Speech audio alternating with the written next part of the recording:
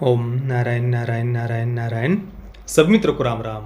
दोस्तों, आज आखिरकार 28 जुलाई गुरुवार को विक्रांत रोना थिएटर में रिलीज हो गई है, जिसकी प्रतीक्षा हम पिछले काफ़ी लंबे समय से कर रहे थे। मैंने फिल्म का हिंदी डब्ड वर्जन देखा और अभी अभी जस्ट मैं फिल्म देखकर घर पर आया हूँ। फिल्म के राइटर और डायरेक्टर है अनूप भंडारी। किच्चा सुदीप जी फिल्म में मुख्य भूमिका में है और फिल्म कुल मिलाकर 2.5 घंटे की है। देखिए, आज कई हफ्तों के बाद में मैंने एक हाउसफुल थिएटर में फिल्म देखी है। लगभग थिएटर पूरा भरा हुआ था, जो मैंने भी एक्सपेक्ट नहीं किया था। और इसी से पता चलता है कि इस फिल्म को लेकर लोगों के अंदर कितनी उत्सुकता थी।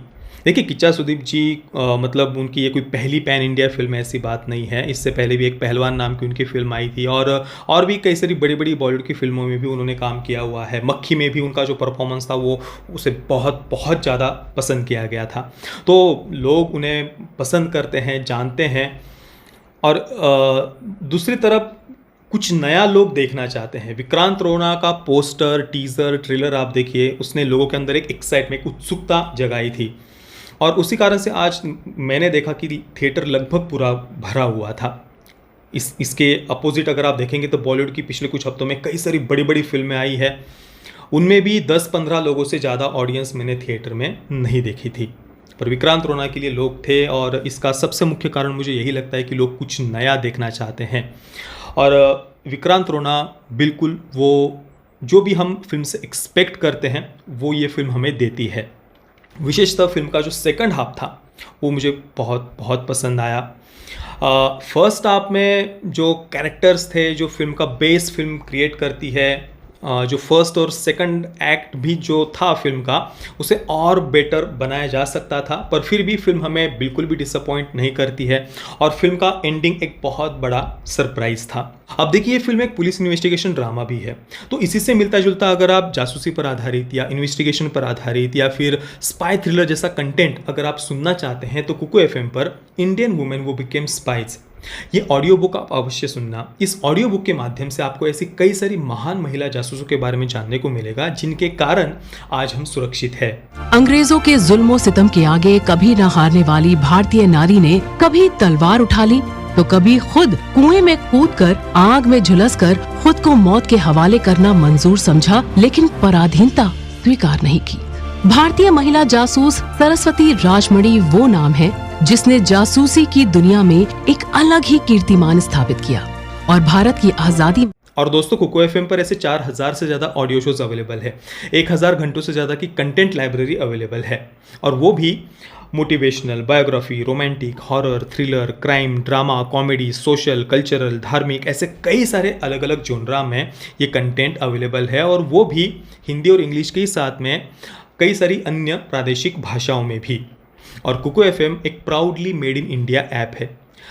कुकू एफएम को डाउनलोड करने की लिंक मैंने नीचे डिस्क्रिप्शन और पिन कमेंट में दी हुई है, और उसके साथ ही मैंने कूपन कोड भी दिया है, जिसका उपयोग करके पहले 250 यूजर्स को कुकू एफएम के ईयरली सब्सक्रिप्शन पर 50% का डिस्काउंट मिलेगा। यानी 399 का सब्सक्रिप्शन आपको मात्र 199 में ही मिलेगा। तो कुकू एफएम को डाउनलोड करना आप बिल्कुल भी मत भूलना। देखिए, ये पूरी तरीके से एक स्पॉइलर फ्री रिव्यू होने वाला है। कहानी के बारे में हम यहाँ पर बिल्कुल भी चर्चा नहीं करने वाले, क्योंकि इस फिल्म को हम एक मिस्ट्री थ्रिलर या मर्डर मिस्ट्री भी कह सकते हैं। और जितना कम आप फिल्म के बारे में, कहानी के बारे में जानेंगे, उतना ही ज़्यादा ये फिल्म आपको सरप्राइज करेगी। हालांकि थोड़ा सा आपको फिल्म को समय देना पड़ेगा, कहानी को समय देना पड़ेगा। फिल्म के कुछ बातें हैं जो मुझे और बेटर हो सकती थी ऐसा लगा था, उनके बारे में हम बाद में चर्चा करेंगे। सबसे पहले फिल्म में कौन सी बातें मुझे पसंद आई। एक तो किच्चा सुदीप जी का परफॉर्मेंस, उनका जो स्वैग और स्टाइलिश एक्शन सीक्वेंसेस है वो फिल्म का एक प्लस पॉइंट है। सिनेमेटोग्राफी फिल्म की बहुत बहुत बढ़िया थी। जो एक जंगल के बीच में बसा हुआ छोटा सा गांव दिखाया है कोमराट्टू, वो बहुत बहुत सुंदर था वो जंगल। अब देखिए, मैंने पिछले महीने आपको बताया था कि मैं करीब 18 से 20 दिनों के लिए बाहर घूमने के लिए गया था। उसमें से 10 से 12 दिन मैं कर्नाटक में ही था। और आज मैंने जो फिल्म में जो एक कोमराट्टू छोटा सा एक काल्पनिक गाँव हालांकि उन्होंने यहाँ पर दिखाया है, पर जो जंगल उन्होंने दिखाया है ना, वो सच में रियल था। बिल्कुल ऐसा ही घना जंगल मैंने जितना भी मैं कर्नाटक में घूमा, कई जगहों पर मैंने देखा, बिल्कुल ऐसा ही।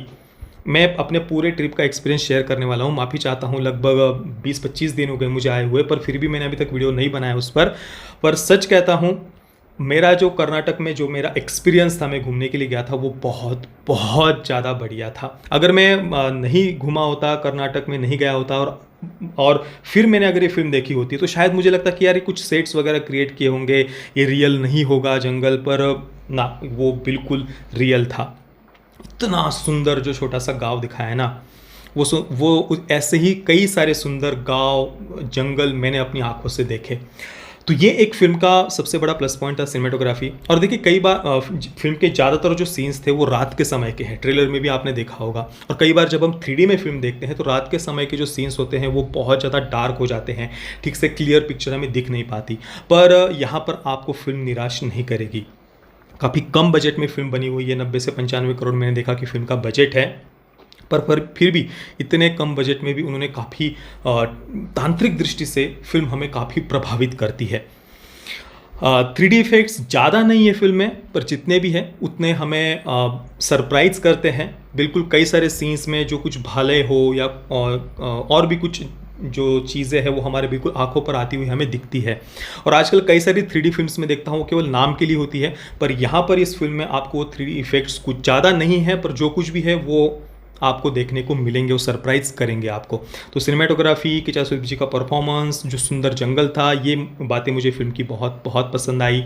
जो सस्पेंस था फिल्म में, वो भी हमें शुरुआत से अंत तक बांध कर रखता है। हालांकि कुछ कुछ बातें हम गेस कर लेते हैं, मैं अब उस कैरेक्टर का भी नाम ले लूँगा तो आपको स्पॉयलर्स आ जाएंगे यहाँ पर, इसलिए मैं कुछ बता नहीं रहा।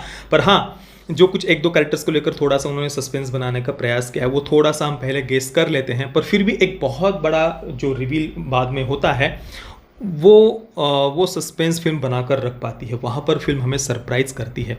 तो ये सारी बातें फिल्म में हमें काफ़ी प्रभावित करती है, पसंद आती है। अब जो बातें और बेटर हो सकती थी वो है फिल्म का स्क्रीन पे, कैरेक्टर डेवलपमेंट। कई सारे कैरेक्टर्स को ठीक तरीके से फिल्म समय नहीं दे पाती है। फिल्म के फर्स्ट हाफ में जो सॉन्ग्स थे उनको बिल्कुल हटाया जा सकता था, उनकी कोई भी वैसे फिल्म में आवश्यकता नहीं थी, और उनके कारण फिल्म की कहानी जैसे रुक गई हो ऐसा लगता है। हम और जल्दी जल्दी जानना चाहते हैं कि यार इस गाँव में आखिर हो क्या रहा है, पर तभी बीच में सॉन्ग्स आ जाते हैं फर्स्ट हाफ में जो थोड़ा सा रुकावट डालते हैं कहानी की प्रोग्रेस में। पर ऑब्वियसली सेकंड हाफ में मैंने जैसा कि शुरुआत में ही कहा, फिल्म हमें काफ़ी ज़्यादा पसंद आती है, हमें और ज़्यादा कहानी में हमारा इंटरेस्ट सेकंड हाफ में जाने के बाद बनता है। पर हाँ, सॉन्ग्स की कोई आवश्यकता नहीं थी फर्स्ट हाफ में। दूसरा जो मैंने कहा, कैरेक्टर डेवलपमेंट, स्क्रीन प्ले और बेटर हो सकता था, कई सारे कैरेक्टर्स को और अच्छी तरीके से डेवलप किया जा सकता था।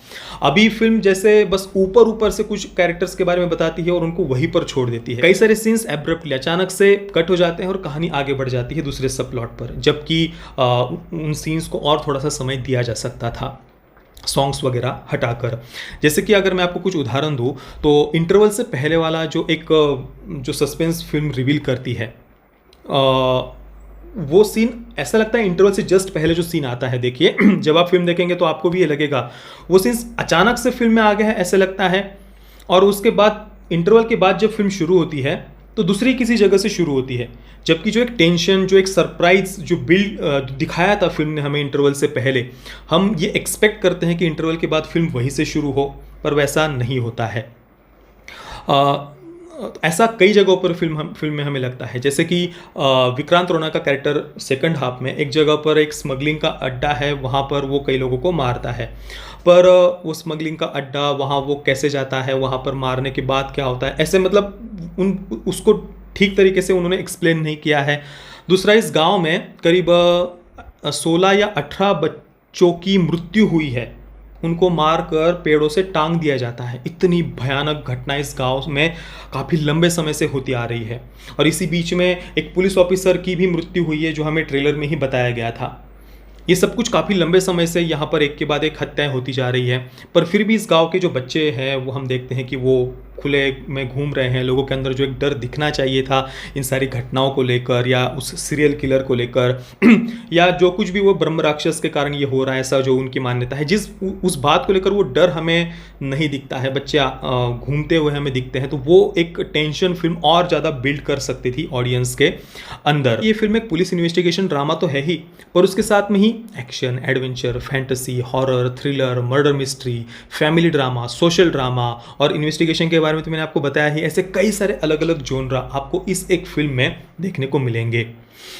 तो एक अलग एक्सपीरियंस के लिए एक्शन, एडवेंचर और फैंटेसी इस जोनरा में कुछ अलग बनाने का प्रयास इस बार कन्नड़ा फिल्म इंडस्ट्री ने किया है। तो किचा सुदीप जी के लिए इस एक अलग प्रयास के लिए, अलग अनुभव के लिए एक बार आप इस फिल्म को बिल्कुल देख सकते हैं। मैं विक्रांत रोना इस फिल्म को दूंगा 7.5 आउट ऑफ 10 स्टार्स। दोस्तों, पैरेंटल गाइडेंस की तरफ हम आगे बढ़े उससे पहले कुको एफएम के बारे में एक बार मैं फिर से बताना चाहूंगा कि कुको एफएम को डाउनलोड जरूर करना। डाउनलोड की लिंक मैंने नीचे डिस्क्रिप्शन और पिन कमेंट में दी हुई है। पैरेंटल गाइडेंस की बात करें तो सेंसर बोर्ड ने फिल्म को यूएस सर्टिफिकेट दिया हुआ है और इस फिल्म को एक प्रकार से बच्चों की फिल्म की तरह प्रमोट किया गया था। एक टीजर में भी हमने देखा कि कई सारे बच्चे हैं जो अपनी दादी की एक नोटबुक खोज रहे हैं, एक रहस्यमय इस गांव के और इस कहानी के बारे में जानने के लिए। हालांकि बच्चों की दृष्टि से ये फिल्म उतनी सही रहेगी या नहीं, इस पर हर एक के अलग अलग विचार हो सकते हैं, क्योंकि फिल्म की जो थीम थी वो भी थोड़ी डार्क थी। कुछ हॉरर सीन्स भी है। कुछ सीन्स में बच्चों को पेड़ से उनकी हत्या करके पेड़ से लटकाया हुआ उन्हें दिखाया गया है। सुसाइड के भी कुछ एक प्रकार से कुछ सीन्स है जिन्हें सेंसर बोर्ड ने ब्लर कर दिया है यूएस सर्टिफिकेट के लिए मेरे अनुसार, और एक प्रकार से बच्चों की फिल्म है तो शायद उस कारण से भी उन सुसाइड के सीन्स को ब्लर किया गया होगा। हालांकि उन सीन्स को हम सुसाइड नहीं कह सकते, हत्या कहना ज़्यादा सही रहेगा। पर एक प्रकार से बच्चे जब इस फिल्म को देखेंगे और फांसी लगाना, वो बच्चों की दृष्टि से ऐसे सीन सही नहीं होंगे, शायद इस कारण से सेंसर बोर्ड ने उन्हें ब्लर किया हुआ है। बाकी दोस्तों, आपने अगर इस फिल्म को देखा है तो आपका एक्सपीरियंस कैसा रहा मुझे आप नीचे कमेंट में अवश्य बताना। ये वीडियो देखने के लिए आप सभी मित्रों का बहुत बहुत धन्यवाद। जय श्री राम, वंदे मातरम।